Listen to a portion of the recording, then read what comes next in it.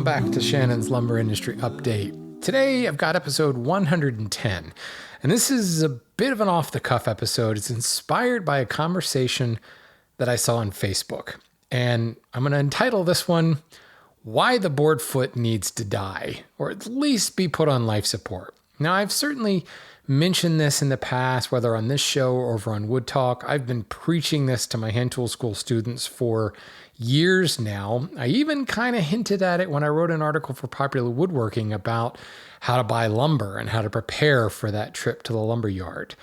The board foot. It's this unit of measure that, wow, does it even really have a place in the lumber industry?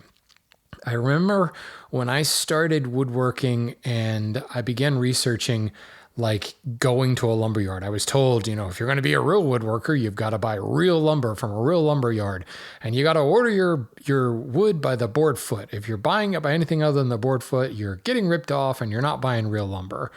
And maybe that was true then. Maybe that's a big maybe.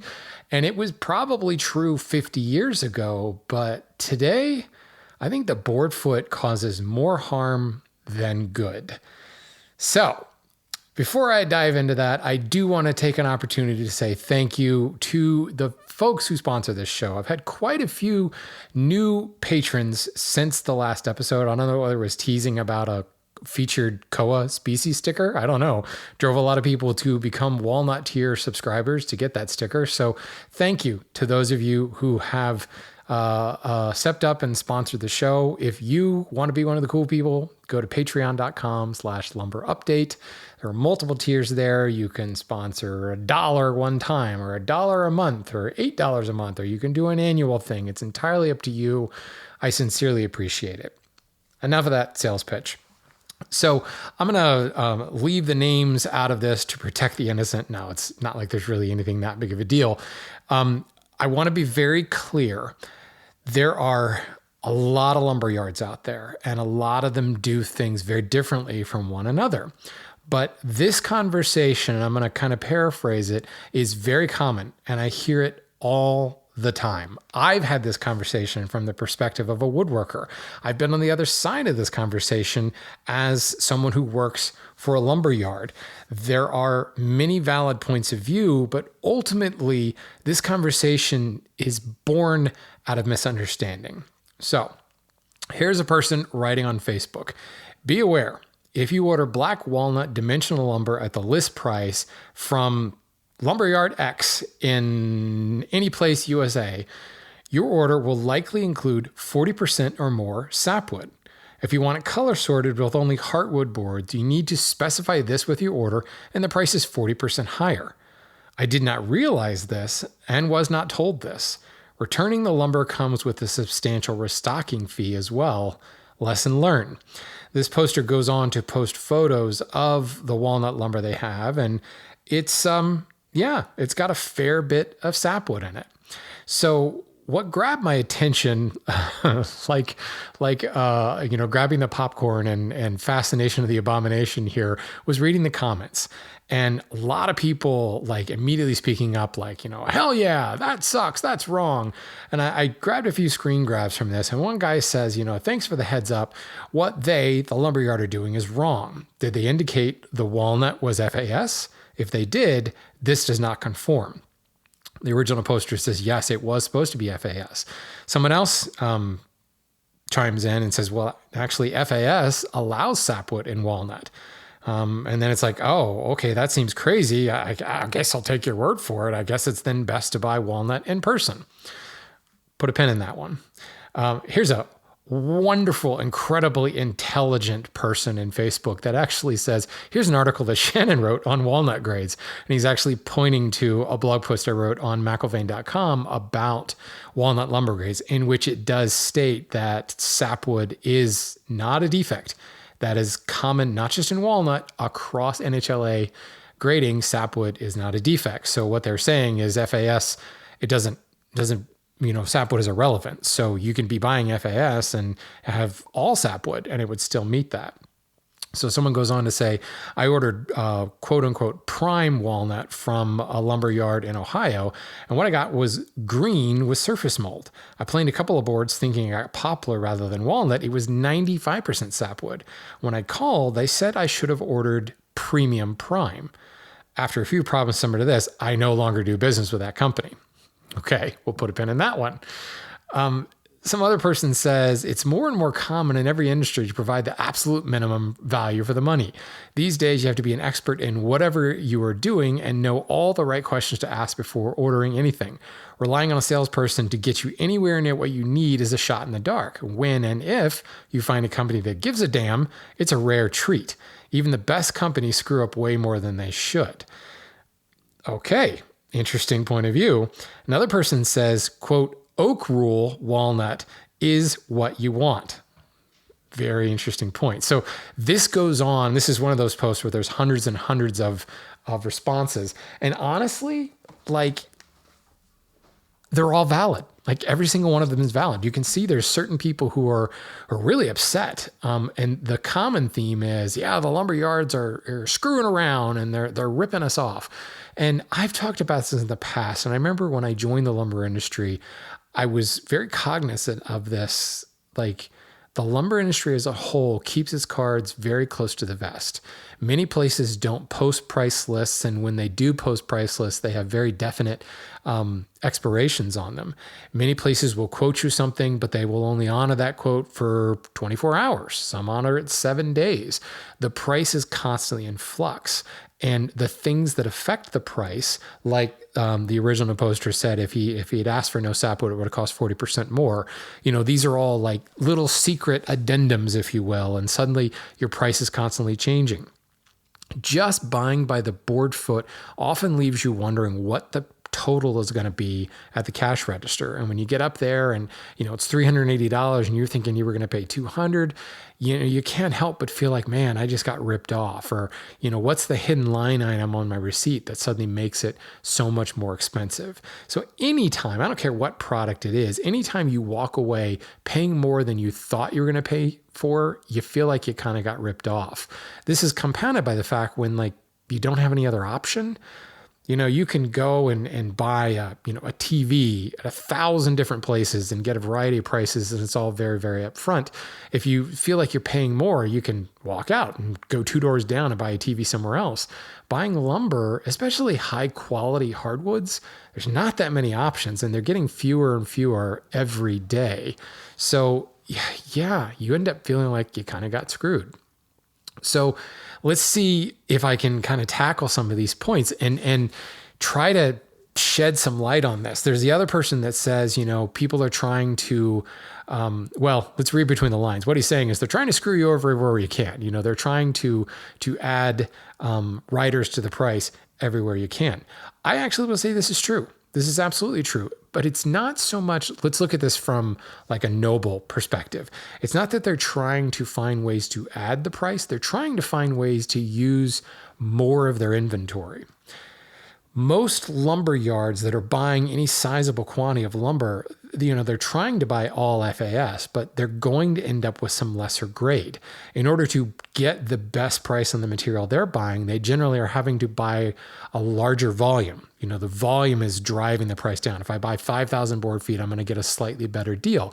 But when you buy 5,000 board feet, generally there's a discussion between the seller and the buyer that there is an allowable percentage of less than FAS in here. It's the nature of lumber. It's the nature of an organic material. This becomes even more so with kind of crotchety species like walnut. Walnut doesn't want to be clear. Walnut wants to have knots in it, wants to have defects. And trying to buy clear walnut can be very difficult. So the sawmill is trying to sell as much of the lumber as they can. The retail lumberyard is trying to get as good a quality as they can. Both parties recognize they have to accept a certain amount of less than grade. And this may go into negotiating of the price. But to the retailer, to the consumer, at whatever level, whatever volume you're buying, you go in and you're saying, okay, I'm going to buy, 500 board feet of walnut or 10 board feet of walnut. The lumber dealer is going to try to move the less than material. They're going to try to to move as much as they can. And if all we're doing is having a conversation saying, I want 10 board feet, well, 10 board feet is 10 board feet, irrespective of grade. So then if you go on and you say, okay, well, I want 10 board feet of FAS walnut, then they're going to sell you FAS walnut. Well, in the case of walnut, sap is not a problem. So they're going to push as much of that as they can, because they might have a customer who in the past has come to them and said, I want 10 board feet of FAS walnut and I can't have any sapwood. I want all heart, or I want 80-20, 80% heartwood, 20% sapwood. There are customers that buy that way. So if you are not specifying that, then they're going to give you what you're specifying. Yes, maybe it's naive of me to say that they're just giving you what you told. The curmudgeon in me will say, well, they're trying to get away with something, and maybe some lumber yards are. But in large part, I've talked to a lot of lumber yards over the last 15 years in the business, and probably another 10 years prior to that as a woodworker. They're generally good people. They're not trying to rip you off because they want your repeat business. Sometimes it's just lack of information, or the fact that maybe they're dealing with 100 customers a day and they maybe don't have the time to sort out exactly what you want. Is that good? Maybe not. But then there's the other aspect where there's a lot of people in the lumber industry who know a lot about wood, but are not woodworkers. So they don't know about the applied nature of things. So, they're moving boards and they're thinking grade and they're thinking dimensions, but they don't know what you're doing with it. They haven't glued up a tabletop, or they haven't, cut any joinery into it. They haven't worried about the appearance of that tabletop or anything like that. And obviously I'm skewing things towards furniture because that's what I build. So they're not thinking along those lines. For that matter, they shouldn't be thinking along those lines, because every customer they deal with is different. You've got one guy who comes in who maybe is building boats. You've got another guy who comes in who's building conference tables. Finally, got another guy who's building chairs. Each one of them is going to have dramatically different demands for the lumber they're looking for. So when you come to them and say, I want 10 board feet of FAS walnut, they're going to give you 10 board feet of FAS walnut, and they're going to try to move as much of the pushing the grade line as they can, because there are no other specifications in that conversation. So yes, this can go both ways. This can be the nefarious lumberyard trying to screw you over and pass off the lowest possible grade they can get. Or it can be a business owner who has 10,000 board feet of walnut and wants to try to move the lesser stuff because he has a bunch of customers who specifically request superior or oak ruled walnut. Now, if everybody suddenly starts saying, I want oak ruled walnut, then yeah, they're going to run out of oak ruled walnut, and there's going to be a lot of other stuff less than oak ruled walnut laying around, and they're going to change their buying. They're going to eventually say, well, I can't afford to have 20% less than FAS in that ship the next time. So they're going to go back to their sawmill and say, okay, I'm going to buy new material, but it's got to be 100% FAS. That sawmill is going to say, okay, A, it's going to take me 3 months to develop that. B, I'm going to now charge you 40% more because I have a bunch of material that I now cannot move. So, okay, great. So your local lumberyard might be out of walnut for a while because they've got to wait for a longer lead time. And then when they do get it, guess what? Your lumber is now 40% more expensive because their supplier just charged them 40% more to get that higher grade material. And walnut is a perfect storm of this because, as they said, it doesn't want to be clear. It wants to have sapwood. There's all kinds of defects, which is why walnut has its own grading. Well, many species have their own grading. And that's where we come back to this idea of buy it on oak rule. When you look at the grade guidelines for oak, they allow larger cuts. They don't allow, they have much less tolerance for defects like wane and knots and bird pecks and checking. Not sapwood. Again, not sapwood. That is not a defect in NHLA. I'm going to say that probably a couple more times here. Walnut NHLA grades allow for more knots, allow for more defects, or more importantly, they reduce the cutting size, because ultimately NHLA is a cutting grade, not an appearance grade, which is why sap is irrelevant. You're trying to get as large a clear board as you can. And Walnut now says we can reduce the size of the board. We can make it narrow, we can make it shorter, and have 83.3% clear of defects. The oak is trying to get 83.3% clear of defects, but it's a larger cutting size. You can get a larger board. So it overall is a clearer board. So when someone says buy on oak roll, you're getting a clearer walnut board. Buying FAS walnut is not going to give you as clear as buying FAS oak roll walnut. And we actually, at the lumberyard I work at, we tend to refer to that as superior grade walnut, and we specifically say it's graded on a red oak rule. Superior is not an NHLA grade. The top of the NHLA grading system is FAS. That's the highest grade you can get. But there's all kinds of lumberyards that say prime, superior, pattern, 100% clear, a bunch of different things. Really cool walnut. These are not official standardized grading terms.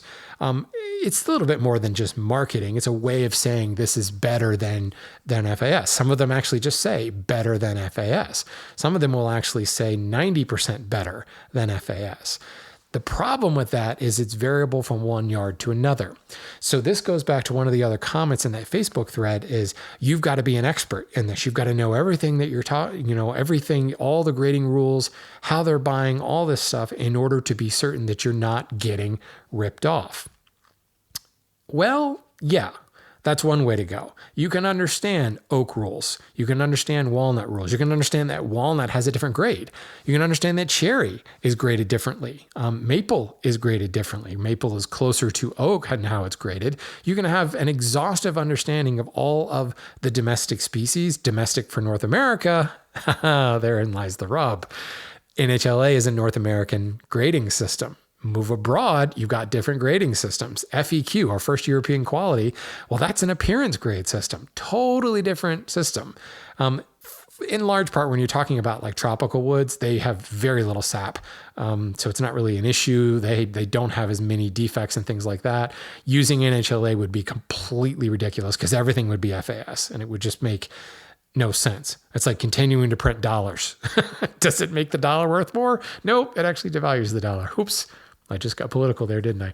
So trying to understand the grades and have an exhaustive understanding of the grades just is going to lead to frustration because it's going to change with every species you're talking about. And the minute you leave North America, it's all bets are off. And for those of you listening in Australia and Africa and Europe, and you're like, yeah, we don't pay attention to any of that NHLA stuff.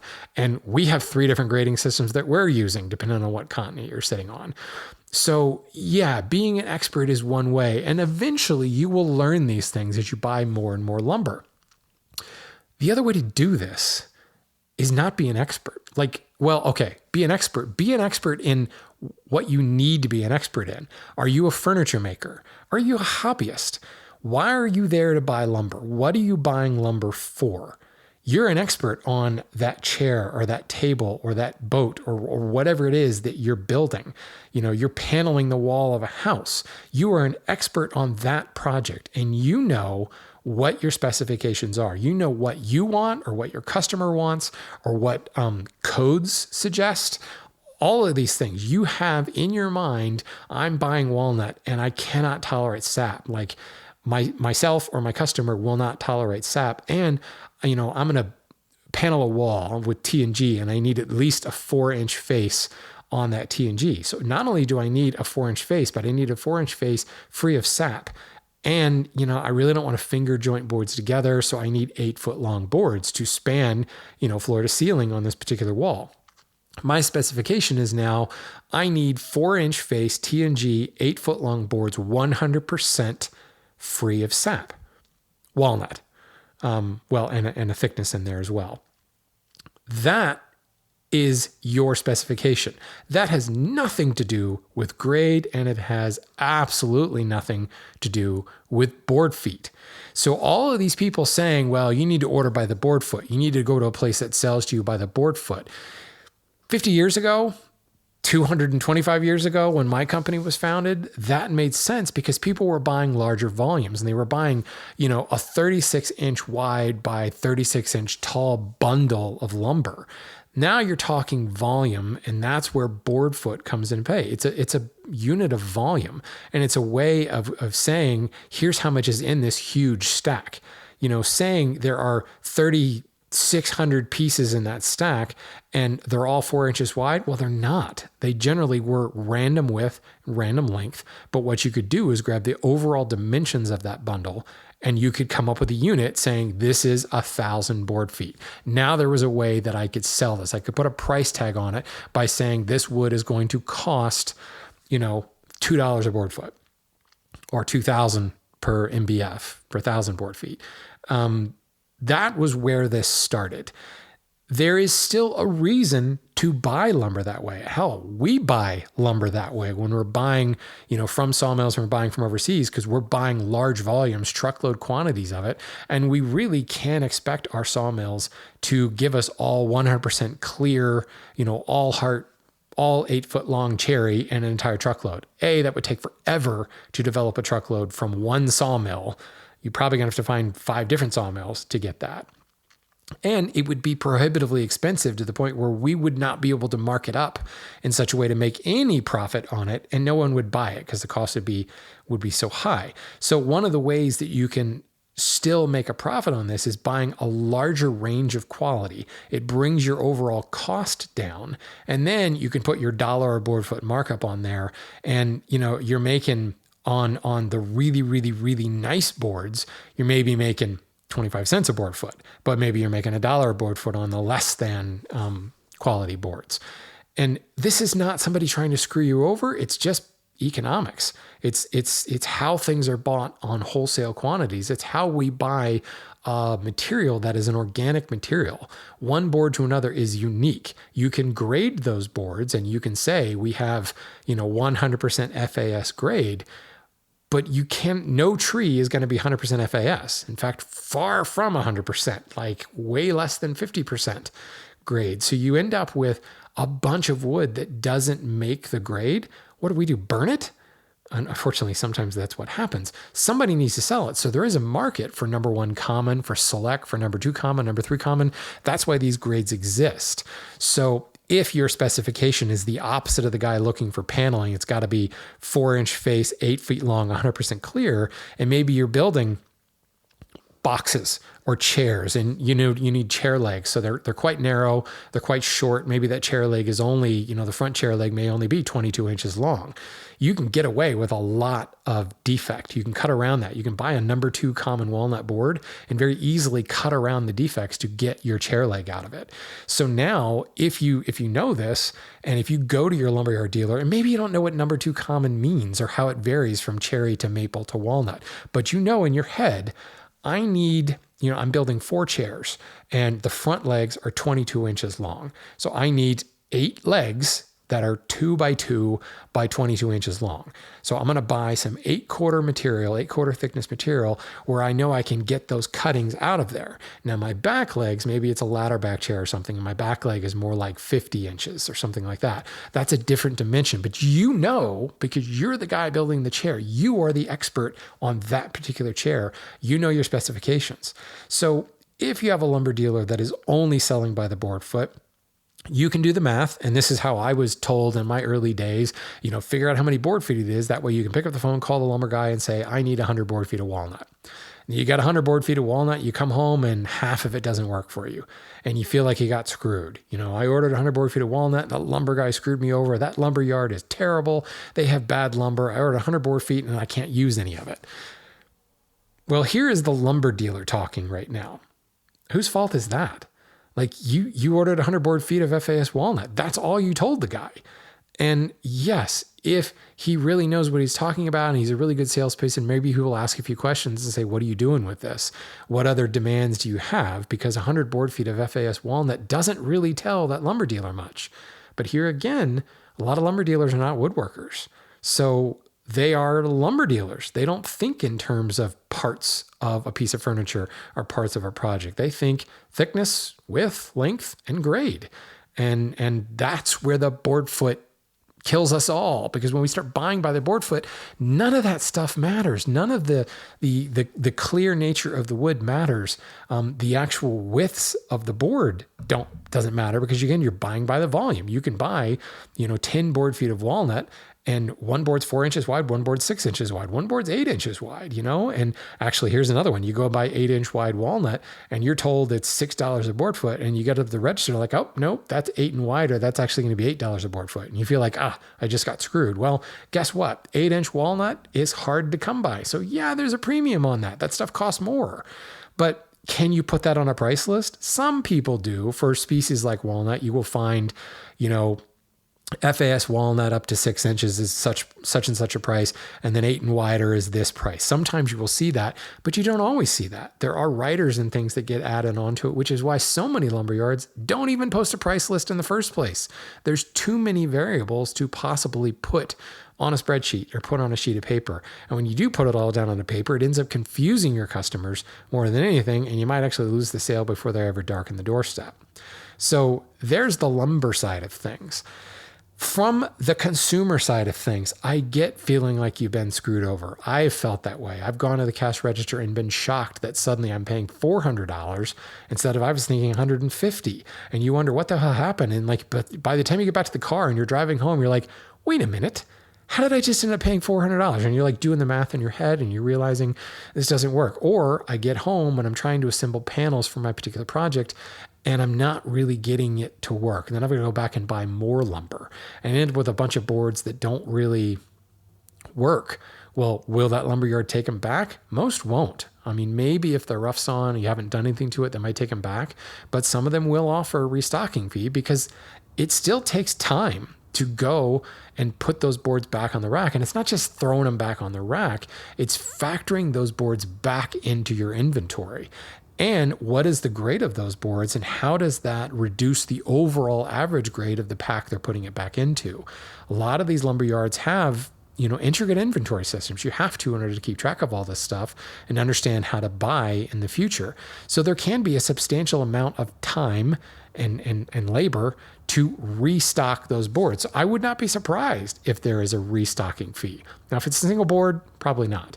So yeah, I kind of get feeling like you've been shafted a little bit. So here's the thing. Forget about oak rule. Forget about board feet. Forget about grade. Forget about what's allowable in the grade. What do you need? What do you want? What are your specifications? So call up a lumberyard. And there's one of the points in this Facebook post that says, I guess you just have to buy lumber in person. That's one way to do it. And for many years, that's how I bought my lumber. I would go up to Hearn Hardwood or Groff and Groff in Pennsylvania, and I would sort through the stacks and I would find exactly what I was looking for. Now, this goes back to my popular woodworking article. I've got a video on my Renaissance Woodworker YouTube channel about how to buy lumber and how to build a shopping list. There's your cut list. Never take your cut list to the lumberyard. You want to transform your cut list into a shopping list. And that shopping list is basically number of pieces of thicknesses of board. So you can walk to a lumberyard and you have an idea of what you're looking for. I advocate having a plan A and a plan B. Plan A is in a perfect world. If I'm building that bed and I want a headboard that's a solid piece, so I want a 22-inch wide by 60-inch long piece of cherry. That may not happen, but in a perfect world, if I'm lucky, I can make that happen.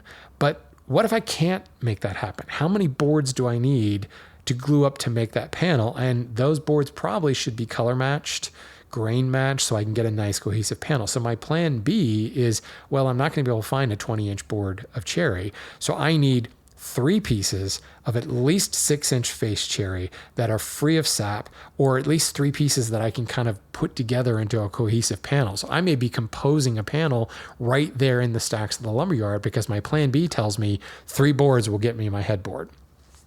By the way, I have a call it what you will, a lead magnet. People who are interested in more about this, I have a whole video that talks about this. If you go to lumberupdate.com, probably within 40 seconds or so, or a little popover is going to come up and say, do you want to, learn how to buy lumber? You'll also see in the sidebar of my site, sign up to learn how to buy lumber. Call it what it is. I'm looking for your email address. I'm not a spammer. I'm just looking for people that I can promote the show to, basically. And let's be real, promote my membership site, the Hand Tool School, too. So there is an opportunity to get, I think it's a full 75-minute lesson on these principles of buying lumber. The point of all this is you need to go to the lumberyard or call the lumberyard. This being prepared and having your shopping list and knowing what's important in that shopping list can allow you to buy lumber sight unseen. So you can call up a lumberyard and you can say, let's go back to this bed analogy. Hey, do you have any wide cherry? Well, yeah, we do. Well, how wide? Well, how wide do you need? Or we've got 12-inch wide cherry. Do you have anything like 20 inches wide? That's a bit of an exaggeration, by the way. There's not a lot of 20-inch wide cherry out there. Certainly not 100% free of sap. But you can ask that question. Do you have any, 20-inch wide cherry? No, sorry, there's no way we have that. All right, fair enough. So now you move on to plan B. I'm going to need at least 3 pieces of 6 and wider cherry that's at least 60 inches long, really free 100% heart, or 90-10, 90% heart, 10% sap. Again, you're looking for if you're buying 6 inches, you need 21 inches. Obviously, the best thing to do is get 8-inch wide boards. 3 8-inch wide boards would be 24 inches. Eliminate a little bit of sap, you probably can get that 21 inch. This is part of your lumber shopping list. But you have that conversation with the sales guy, and the guy, generally you can say, look, here's what I'm trying to do. I'm trying to build a bed and I want a really nice looking headboard. So I need something that's going to be at least 21 inches wide, and I want it to look cohesive. I want it to look like a single board. So I really need, to be able to glue up 3 boards that are color matched, grain matched, etc. Okay, that reframes the conversation. That changes the conversation. That has nothing to do with grade. That has absolutely nothing to do with board foot. And you know what? It might actually cost a little bit more, because now you're asking this person to go and sort through a bunch of lumber. You're asking them to pick maybe like 3 incredible boards out of the stack. And here again, they can't move the lesser grade boards in that stack, which is going to be harder to move later on. This is an opportunity where, yes, it would be easier to go in person, but it can also be an interesting test if you've never worked with a lumberyard before. Have this conversation. Really tell them what you're trying to build and what you're trying to achieve. And if they just don't want to hear it, they're like, look, dude, I don't have time for this. Okay. Now you can get upset. Now you can say, I'm not going to do business with them because they didn't impress me. But if they turn around and say, okay, cool, you're building a bed. That sounds awesome. All right, what do you need? All right, I'm not sure. I'm going to have to go check on that. Let me get back to you. Well, how quickly do they get back to you? What do they say when they get back to you? These are all things that can help you vet this lumberyard, just like any business. Is this somebody you want to do business with? Your specifications are your specifications. Don't convert it into board foot. And if the lumberyard is like, look, we only sell by the board foot, I can only sell by the board foot, maybe don't dismiss them entirely, because you're talking about hundreds and hundreds of years of tradition, but there's a red flag there. That's a lumberyard that's pretty stuck in their ways. Most of the lumberyards, especially retail lumberyards, they still price by their board foot, but they're talking in terms of other things like linear foot and pieces and square foot, because they recognize they have to speak the language of their customers. If you talk to a lumberyard that just refuses to speak your language and they're just going to doggedly stick to board foot, that could be a bit of a red flag. That's probably one where I definitely want to go in person and assess the stock. And they might have good stock, they just have bad people manning the phone. It happens. It absolutely happens. But if you have that conversation and you have those details and you share those details, you're probably going to get pretty good service. More importantly, you're going to get, I don't even want to say good lumber. You're going to get lumber that is appropriate to your project, because if you have really small pieces, you can buy crappy lumber and still get really, great lumber to make your small box sides or whatever. And you're going to make that lumberyard really happy, because you're going to buy up some of their number 2 comment that they can't move. That's just a dead weight in their inventory. And you're probably going to get a much better price per board foot than you would if you went and just bought all FAS. If you have that flexibility to deal with defects, lean into that, man. You're going to make a good friend at just about any lumberyard you're talking to. So I don't want to put all the ownership on, the consumer. Ultimately, the lumberyard needs to step up and needs to be flexible and needs to be willing to have a conversation with their customers. And you're going to find some that won't do that. But I honestly can tell you, I think that is much more of a rarity these days. Many of the lumber yards that I talk to day in and day out, they don't really sell rough sawn anymore. They tend to sell S2S lumber. And that's not a full 4/4 anymore. So even selling by the board foot becomes a little dicey. You're buying sawdust at this point. So many of them have started pricing by the linear foot and pricing by the piece. It's a heck of a lot easier to relate to when you say, well, this particular specification, this width, this free of heart nature is $8 a board. And you in your mind are thinking, okay, I'm going to need 4 or 5, I'm going to need 6 different boards. Okay, that's going to be $48. You walk away, you go to the cash register, that's $48 plus tax. You feel great. Like, I nailed this. Like, I know exactly what I was paying for and I paid that. And the lumberyard has a better understanding of their inventory. So most of these yards have adapted and they're not just sticking to that board foot thing. So why is the board foot still there? Why isn't it dead? Why don't we kill this thing? Again, further up the chain for the retail lumber yard, they're buying lumber on a bulk, more wholesale basis. It might make sense for them to buy the board foot. If all they need is the highest grade, completely clear material, they're probably not buying by the board foot, or maybe it's priced by the board foot, but there's a lot of other things that go into that price. If you are ever importing lumber, bringing things overseas, you're generally buying by the board foot because you're thinking in terms of volume. What's the weight of that? How much space does it take up in the container? All that stuff goes into this. There's so many variables that actually affect the final price, whether that's the price per board foot or the price per linear foot. And those things that affect that price can be the appearance, can be the dimensions, can be how dry it is, whether it was air dried, whether it's kiln dried, to what percentage was it kiln dried. So many possible variables. And to become an expert on all of those things, it's not really, it doesn't make sense to expect that of a customer. It doesn't make sense to expect that of, your average home builder, your average furniture maker. What you are good at is building homes. What you're good at is building desks. And, any furniture maker can tell you, unless I'm building the same desk over and over and over and over again, every project is unique. Every project has its own specifications, has its own demands. So when you pick up the phone to call that lumberyard, it changes every single time. So buying it the same way, using the same unit of measure, the board foot, is ludicrous, completely ludicrous. Moreover, buying it on just a few specifications like board foot and grade, well, you get what you asked for. And I know there's so many ways to skew this and say, well, the lumberyard should have asked me some more questions. Yes, they probably should have. But at the same time, step out of the lumber industry, go to any other industry. And if you walk into Best Buy and say, I want a 55-inch TV, okay, here are the 55-inch TVs.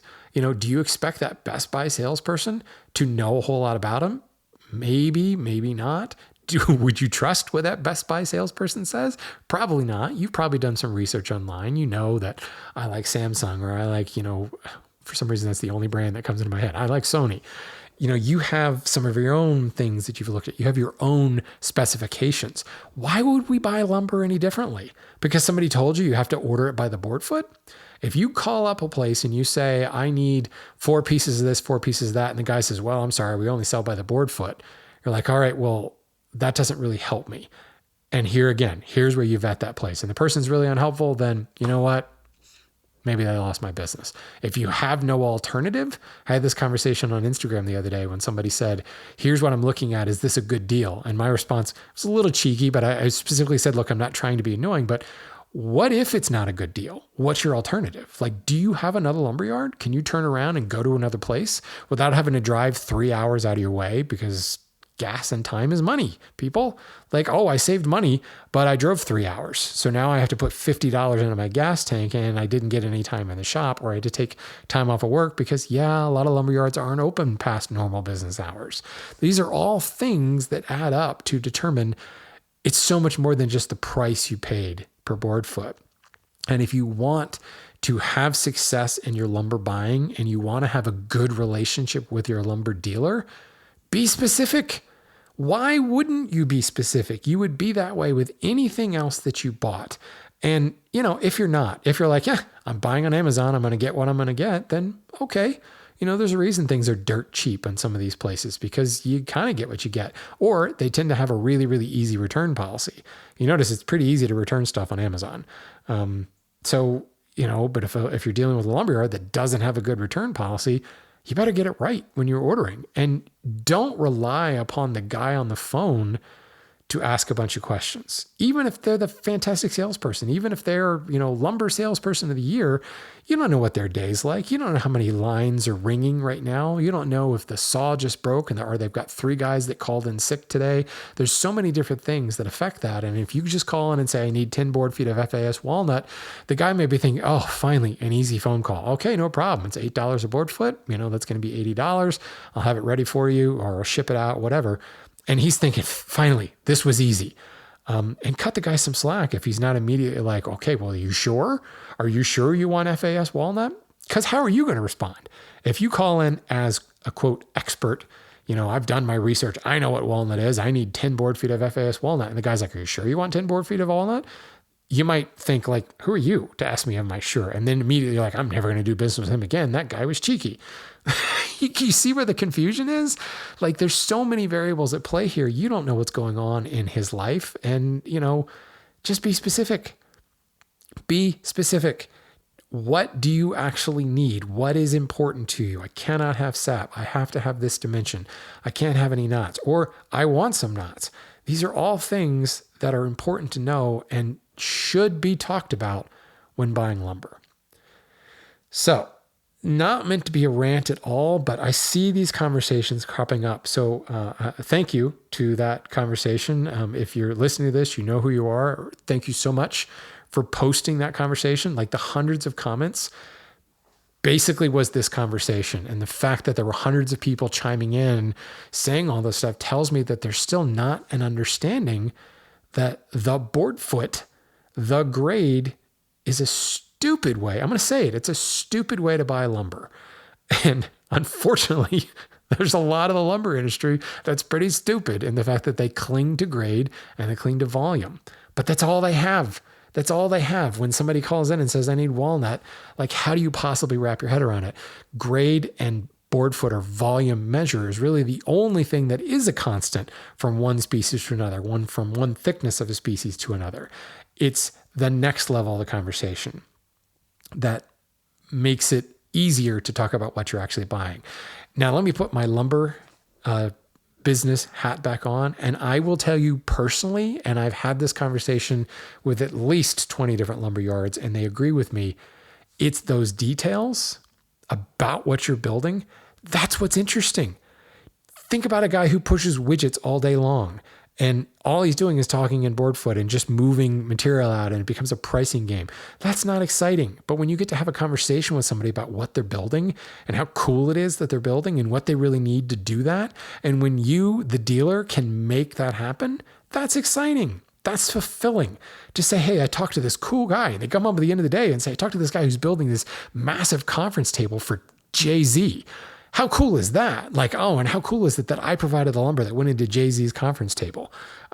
These are the stories that keep you going. Otherwise, the job is just tedious.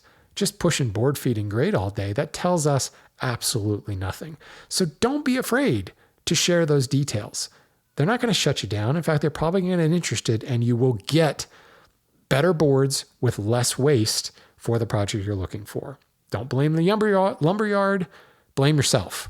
But if you've done your work and you've shared the details and you still get bad lumber, now it's time to post on Facebook saying, I will never do business with these guys again. That I will back all the way. So that being said, a little bit shorter episode, but I really wanted to focus in on this and make sure that people are buying lumber the right way. So yeah, if you're interested in more, if you want to see this in a video format with visuals and things like that, certainly get, my free lesson, come to lumberupdate.com. You can sign up for that lean bagged and get it, no charge. Just you're giving me your email address so that I can market to you in the future. Otherwise, thanks for listening, folks. Go buy some lumber, but be specific when you do it.